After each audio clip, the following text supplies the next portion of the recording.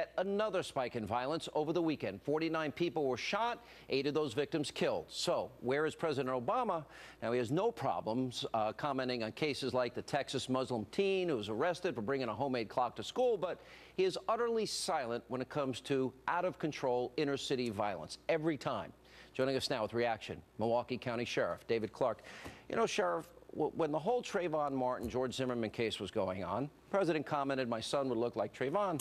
I kept scrolling at the bottom of the screen, names that nobody ever heard of, victims, including children in Chicago that we never hear about. 49 people shot this weekend, 8 died, not a peep out of the president, his own hometown. Why?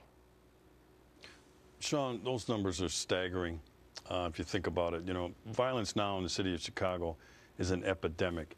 If 8 people died and 46 were injured, when a tornado were to sweep through Chicago, a state of emergency would be declared, resources would be brought in, probably the National Guard called out. But in this instance, all we get from Rahm Emanuel, the mayor, who is a Obama protege, we get a shoulder shrug, we get the head in the sand from the superintendent of the Chicago Police Department. He's been nothing more than a mouthpiece for Michael Bloomberg's assault on the Second Amendment. And from the President of the United States, the same. What it proves to me, I think this is Exhibit A, Sean, in the case that to these individuals, black lives do not matter.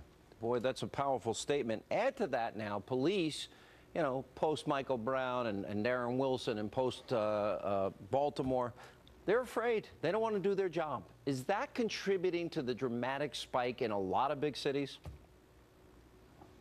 It has a lot to do with it. There's a lot going on, and not only in Chicago, but we see it in Baltimore. We see it in Milwaukee, Wisconsin, my hometown.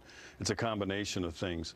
One of the things that has gone on, that it's a new dimension, it's this assault on the American police officer. There's war on police.